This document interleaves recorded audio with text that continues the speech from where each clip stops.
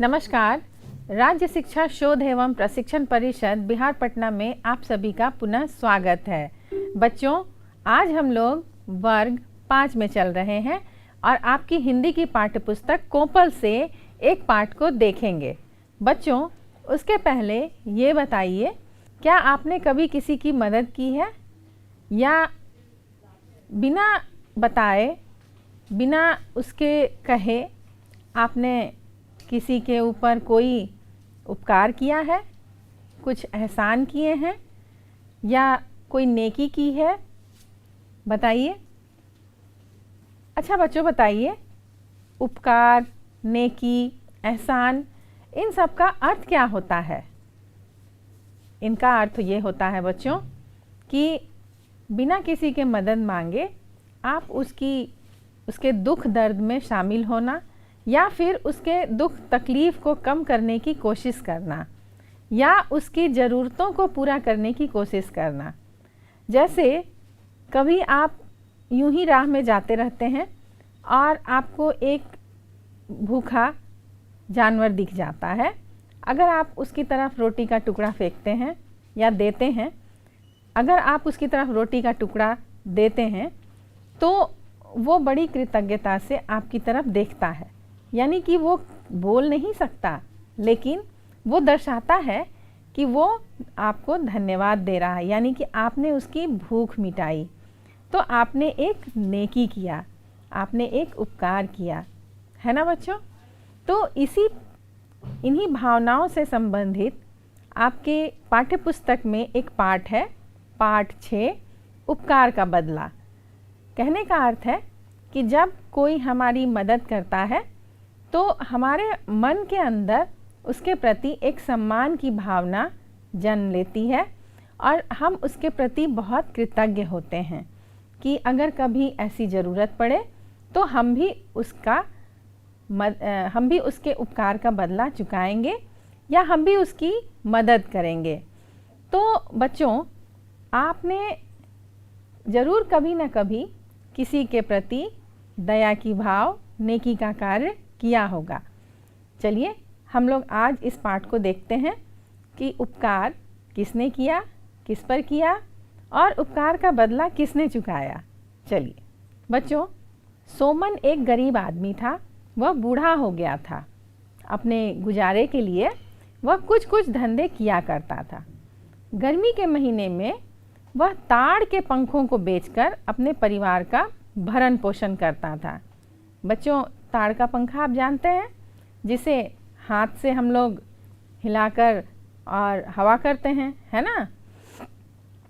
गर्मी के महीने में पूरे दिन कचहरी, बाजार और मोहल्लों में घूम घूम कर वह पंखे बेचता था। लेकिन दोपहर को जब सारे लोग आराम करने लगते थे तो उस समय उसके पंखे नहीं बिकते थे। उस समय यानी दोपहर के समय वह एक पेड़ के नीचे विश्राम करता था। दोपहर ढलने के बाद गर्मी कम होने पर वह फिर से पंखे बेचने चला जाता था। दोपहर में जब वह विश्राम करने आता था तो बिके हुए पंखों के पैसे में से कुछ पैसे निकाल लेता था। उन्हीं पैसों से बाजार से खाने का सामान खरीद कर लाता और खा लेता था। और बच्चों, वो क्या खाता था? कभी फरही तो कभी फुटहा, कभी कचरी तो कभी गुलगुला खरीद लेता था। आप जानते हैं फरही फुटहा क्या होता है? वो चावल का जो भूंजा होता है फरही, और जो चने का भूंजा होता है फुटहा, है ना? कचरी जो दाल को पीसकर बनाई जाती है, और गुलगुला, है ना? चलिए आगे देखते हैं। एक दिन दोपहर के समय सोमन पेड़ के नीचे बैठा था। नाश्ते की पोटली खोलने की जुगत कर रहा था, यानी कि वो खाने पीने की तैयारी कर रहा था। उस पेड़ से हटकर कुछ दूरी पर एक पुराना बगीचा था जिसमें बंदरों का बसेरा था। बच्चों, आप तो जानते ही हैं कि जो बड़े बगीचे होते हैं उसमें जीव जंतु ज़रूर बसते हैं। तो बंदर तो लोगों के आसपास ही रहते हैं, है ना? तो उन बगीचे में बंदरों का बसेरा था। उसमें से एक मोटा सा बंदर पेड़ से थोड़ी दूर पर आकर बैठ गया। वह बंदर शायद भूखा था। वह सोमन की तरफ टुकुर टुकुर देखने लगा। आपने देखा है बच्चों कि खाना देखकर जो जीव होते हैं, जानवर होते हैं, वो थोड़े से नज़दीक आ जाते हैं कि शायद उन्हें मिल जाएगा। सोमन को उस पर दया आ गई और उसने 2 गुलगुले उसकी तरफ फेंके। बंदर ने लपक कर गुलगुलों को उठाया और खा लिया। हाँ बच्चों, देखिए अब आगे क्या होता है। अब रोज़ दोपहर को सोमन बंदर को खाने के लिए कुछ न कुछ देता था। एक दिन सोमन आया, लेकिन आज उसका दिल छोटा था, यानी कि आज वो दुखी था। उसका एक भी पंखा आज नहीं बिका था। पैसे पास में थे नहीं, इसलिए वह खाने के लिए कुछ खरीद भी नहीं सका। बाकी दिनों की भांति वह बंदर फिर से उसके पास आकर बैठा। उसे लगा कि आज भी उसे खाने के लिए कुछ मिलेगा। तो सोमन चापाकल पर जाकर केवल पानी पीकर पेड़ के नीचे आकर लेट गया। बंदर उसकी तरफ टुकुर टुकुर देखता रहा, यानी कि उसे लग रहा था कि आज तो खाने को कुछ भी नहीं मिला। चलिए आगे देखते हैं।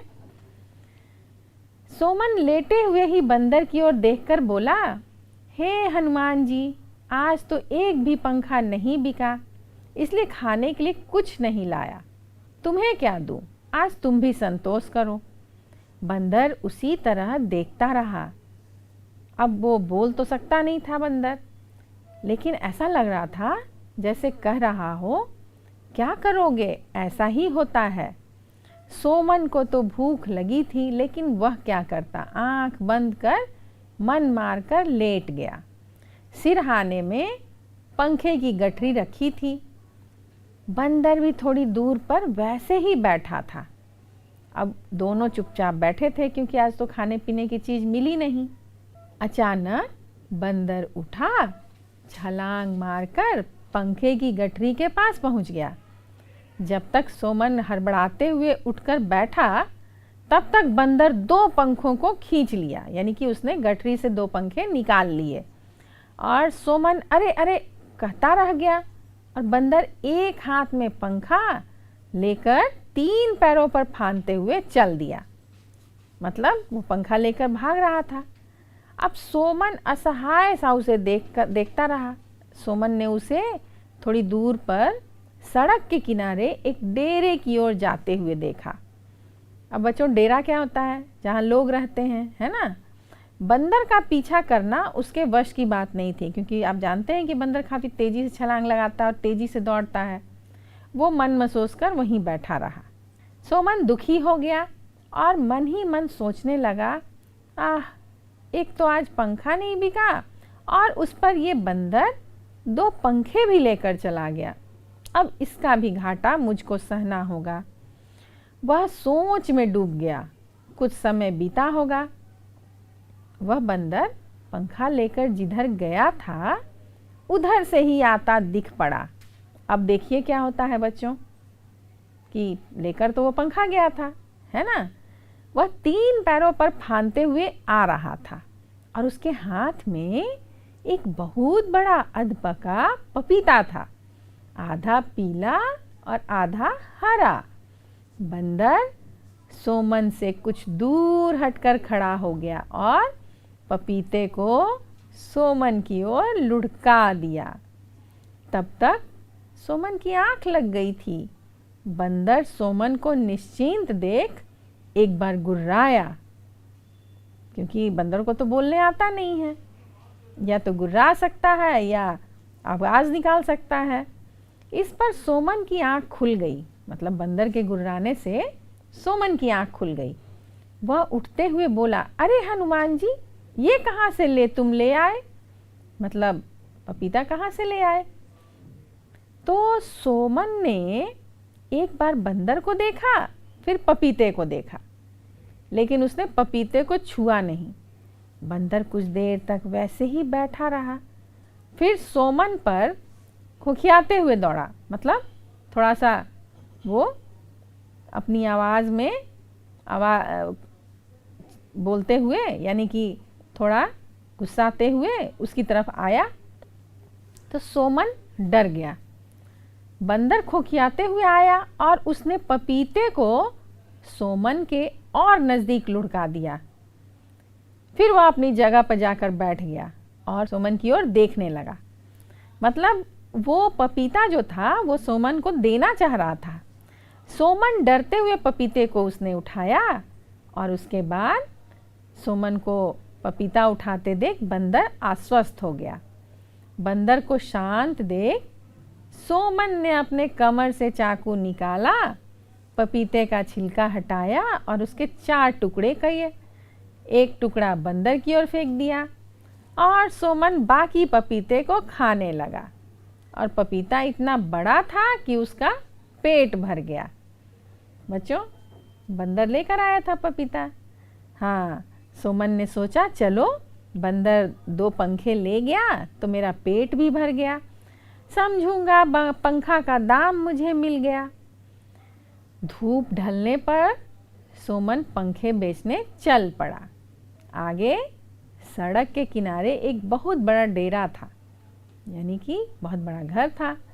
उधर से जाते हुए अन्य दिनों की भांति उसने हाँक लगाई, पंखा ले लो पंखा, है ना। जो सामान बेचते हैं वो लोग जोर से आवाज़ लगाते हैं ना बच्चों, पंखा ले लो पंखा। तो ओ पंखे वाले, डेरे से किसी ने पुकारा। तो देखिए फिर क्या हुआ। सोमन फाटक खोल डेरे के अंदर गया। वहाँ एक भद्र पुरुष खड़े थे। भद्र पुरुष मतलब बच्चों, भद्र पुरुष का अर्थ होता है कोई अच्छे इंसान, है ना। उन्होंने सोमन को बरामदे पर फेंके हुए पंखे को दिखाते हुए पूछा, ये दोनों पंखे तुम्हारे हैं? जी सरकार, ये पंखे एक बंदर फेंक गया था, ले जाओ अपने पंखे। अब सोमन ने चारों तरफ देखा। एक तरफ पपीते के 3-4 पेड़ और उस पर ढेर सारे अधपके पपीते लटके हुए थे। तो सोमन ने पूछा, सरकार क्या बंदर ने आपका पपीता भी तोड़ा है? अब देखिए भद्र पुरुष थोड़ा चकित होते हुए बोले, हाँ हाँ, पंखों को यहीं फेंक कर वह एक पपीता तोड़ ले गया था। सोमन बोला, सरकार तब वह पंखा मैं नहीं लूँगा। क्यों? सरकार वह बंदर पंखे के बदले मुझे पपीता दे गया था, इसे आप रख लीजिए, मुझे इसका दाम मिल गया है। देखिए बंदर ने पंखे के बदले पपीता वहाँ से तोड़ कर ले गया था, है ना। तो मैम क्यों के बाद? अच्छा, सरकार तब यह पंखा मैं नहीं लूँगा। क्यों? भद्र पुरुष ने पूछा। तो उसने कहा, सरकार वह बंदर पंखे के बदले में मुझे पपीता दे गया था, इसे आप रख लीजिए, मुझे इसका दाम मिल गया है। बच्चों देखा आपने, बंदर पंखा वहाँ देकर पपीता ले गया था। भद्र पुरुष को बंदर के इस कारनामे और पंखे वाले के उत्तर पर बड़ा आश्चर्य हुआ। सोमन ने पूरी घटना उन्हें बताई। भद्र पुरुष को इससे और अधिक आश्चर्य हुआ। वे बोले, पंखे वाले, जब बंदर जैसे जंगली जंतु में इतना विवेक है तब मैं तो मनुष्य हूँ, तुम्हारा पंखा मैं कैसे लूँगा? तुम पंखों को छोड़ दो और इनका दाम जो होगा वह बताओ, कितना दाम होगा वह बताओ। तो सोमन सकुचाते हुए बोला, सरकार यह बिकता तो है 4 रुपए जोड़ा, लेकिन आप जो भी दे देंगे वह मेरे लिए बहुत होगा। तो भद्र पुरुष ने जेब से 5 रुपए का एक सिक्का निकाला और सोमन को दे दिया। सोमन पैसे लेकर चल पड़ा सड़क की ओर। सड़क पर आकर उसने फिर से हाँक लगाई, पंखा ले लो पंखा। बच्चों ये थी आज की कहानी। और आपने देखा कि सोमन जो था वो रोज एक बंदर को कुछ ना कुछ खिलाता था। अब उस बंदर के अंदर, वो जानवर है फिर भी उसके अंदर ये भाव, यानी ये कृतज्ञता का भाव था कि वह जब उसने देखा कि सोमन भूखा है, वह समझ गया कि जिस इंसान ने मुझे हर दिन कुछ ना कुछ खिलाया है तो मुझे भी उसे कुछ खिलाना चाहिए। और वो पंखा लेकर गया और बदले में पपीता लाकर उसने दिया। तो एक जो जानवर है उसने भी उसके सोमन के उपकार का बदला चुकाया, है ना बच्चों। इस कहानी से भी आपने ज़रूर कुछ सीखा, है ना। क्या सीखा कि निस्वार्थ भाव से हमें जब भी मौका मिले लोगों पर या जहाँ ज़रूरत हो वहाँ नेकी ज़रूर करनी चाहिए, कि किसी न किसी पे उपकार ज़रूर करना चाहिए, चाहे वो हमें उपकार का बदला चुकाए या ना चुकाए, है ना बच्चों। चलिए हम लोग देखते हैं कि इस कहानी में क्या क्या हुआ था और क्या नहीं हुआ था, उस पर हमें टिक लगाना है। कहानी में जो जो हुआ उसके सामने सही का निशान लगाइए। सोमन ताड़ के पंखे बेचता था क्या? हाँ, तो सही का निशान लगाइए। सोमन ने बंदर के बच्चे को गुलगुला दिया? बच्चे को तो नहीं दिया था, बंदर को दिया था ना। हाँ, तो इसमें गलत लगाइए। बंदर सोमन के 2 पंखे लेकर चला गया था, सही है, सही का टिक लगाइए। बंदर सोमन के लिए पपीता लाया था, हाँ बिल्कुल सही है, टिक लगाइए सही का। बंदर पैसे के बदले पपीता लाया था क्या? नहीं, ये गलत है, तो गलत का निशान लगाइए। सोमन 6 रुपए जोड़े में पंखे बेचता था? नहीं, ये भी गलत है। चलिए आगे देखते हैं। बच्चों, आपने इस कहानी में देखा और सुना भी, तो बताइए सोमन गुजारे के लिए क्या करता था? तो सोमन गुजारे के लिए कचहरी, बाजार, मोहल्लों में घूम घूम कर पंखे बेचता था। चलिए हम लोग कुछ और भी देखते हैं। बच्चों बताइए, सोमन को बंदर पर दया क्यों आ गई? क्योंकि सोमन को खाते देखकर बंदर उसकी तरफ टुकुर टुकुर देख रहा था और बंदर भी भूखा था, इसलिए सोमन को उस पर दया आ गई। बंदर किसके बदले में पपीता लाया था? बताइए बच्चों।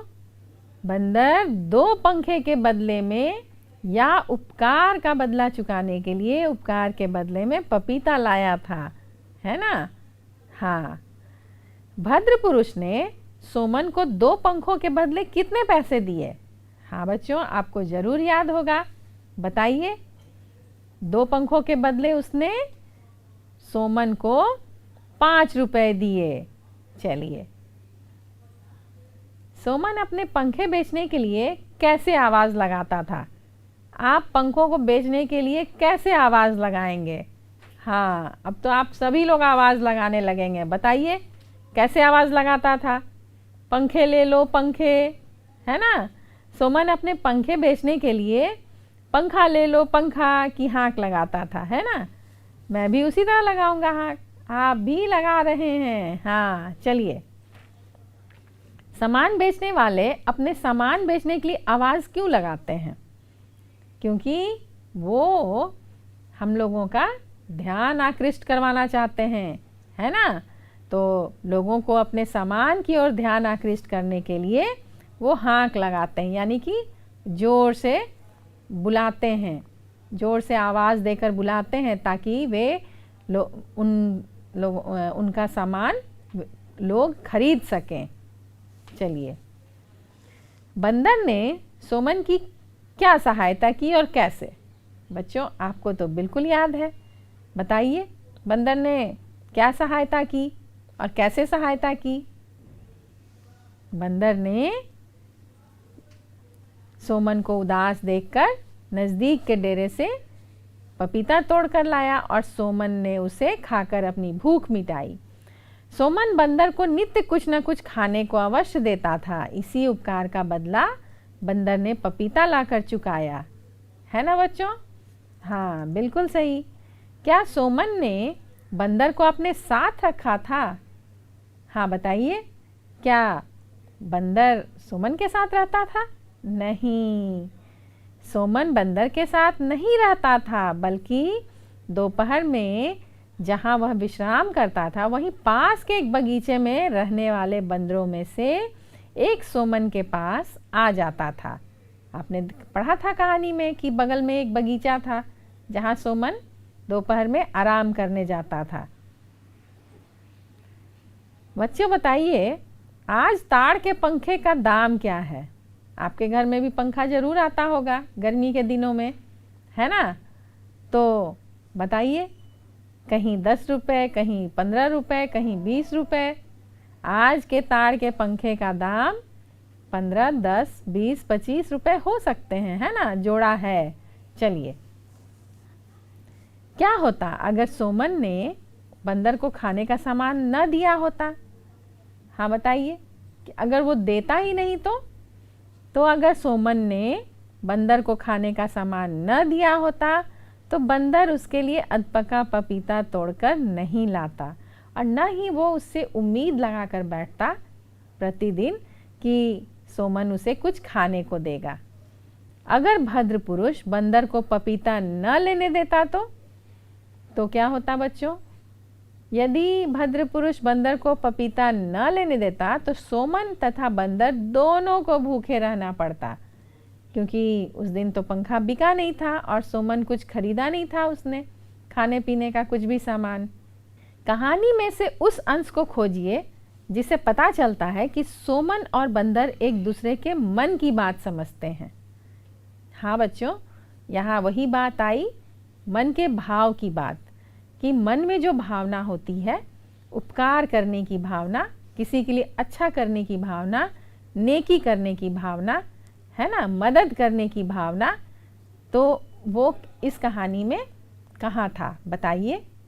सोमन लेटे हुए ही बंदर की ओर देखकर बोला था ना कि हे हनुमान जी, आज तो एक भी पंखा नहीं बिका, इसलिए खाने के लिए कुछ नहीं लाया, तुम्हें क्या दूं? आज तुम भी संतोष करो। तो बंदर खुंखियाते हुए आया था और पपीता सोमन की ओर लुढ़का दिया था। सोमन को पपीता उठाते देखकर बंदर आश्वस्त हो गया, यानी बंदर को लगा कि उसने उसका लाया पपीता ले लिया है और वो खाएगा और मुझे भी खाने को देगा। ये जो था दृश्य या ये जो थी कहानी में जो भाव, ये सबसे ज़्यादा इस कहानी में प्रभावित सभी को किया। इसने सबको प्रभावित किया कि ये बिना कहे बिना बोले बंदर ने सोमन की बात समझ ली थी और सोमन ने बंदर के बिना कुछ कहे समझ लिया था कि बंदर ने उसके लिए पपीता लाया है। बच्चों, कहानी में से उस अंश को खोजिए जिनसे पता चलता है सोमन बहुत दयालु है।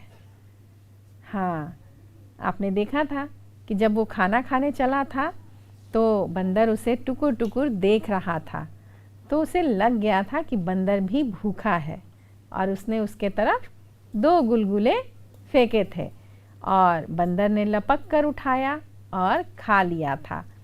तो बच्चों, इससे पता चलता है कि सोमन बहुत दयालु था और सोमन के मन में किसी भी जीव जंतुओं के प्रति दया के भाव थे, मदद करने की भावना थी। कहानी में से उस अंश को खोजिए जिससे पता चलता है भद्र पुरुष भला आदमी था, क्योंकि उसने देखा था कि बंदर 2 पंखे फेंक कर गया है और पपीता तोड़ कर ले गया है। तो जब पंखे वाले ने आवाज़ लगाई थी तो वो समझ गया था कि इसी का है वो पंखा। तो जब बंदर जैसे जंगली जंतु में इतना विवेक है, तब मैं तो मनुष्य हूँ, तुम्हारा पंखा मैं कैसे लूँगा?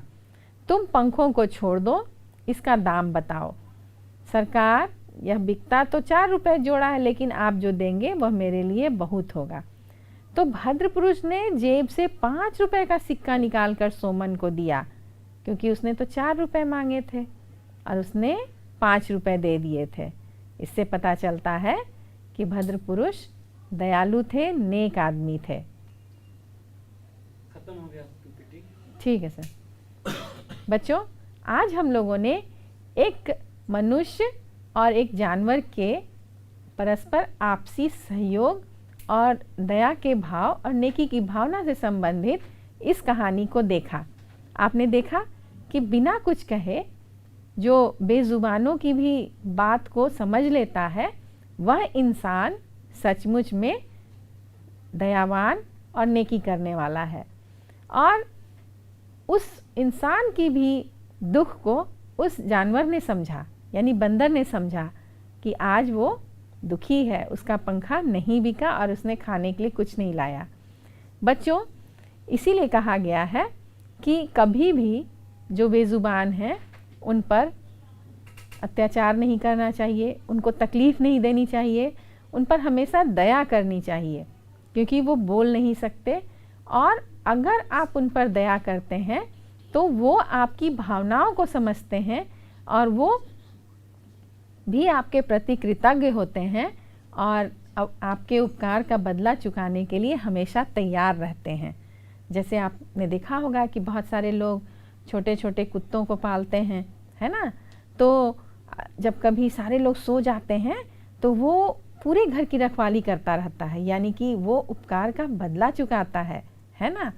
तो बच्चों, ऐसे ही जीव जंतुओं पर आप लोग भी दया करते रहिए। किसी भी भूखे प्यासे जीव जंतुओं को पानी रोटी ज़रूर दीजिए। तो आज के इस पाठ में आपने प्रश्नों के उत्तर भी दिए, शब्दों को के अर्थ भी देखे और कुछ शब्दों को खोजा, है ना। आप इसे अपनी पुस्तिका में भी ज़रूर लिखिए। बच्चों, आज की कक्षा में इतना ही। और जीव जंतुओं पर दया करते रहिए, अपने आसपास ज़रूरतमंद लोगों की सेवा करते रहिए और जब भी ज़रूरत हो मदद ज़रूर कीजिए लोगों की। और हमेशा मन में ये भाव रखिए कि हम किसी के भी प्रति कभी भी हमेशा मदद के लिए तैयार रहें। और अगर किसी ने आपके ऊपर कभी कोई उपकार किया है तो उसके उपकार का बदला चुकाने के लिए हमेशा तैयार रहिए। बच्चों, आज के लिए इतना ही। हम लोग फिर मिलेंगे एक नए विषय के साथ और ढेर सारी जानकारियों के साथ। तब तक हंसते रहिए, मुस्कुराते रहिए, आपस में प्रेम भाव बना कर रखिए, झगड़ा लड़ाई बिल्कुल मत कीजिए, पढ़ते रहिए, सीखते रहिए और अपने ज्ञान को बढ़ाते रहिए। नमस्कार।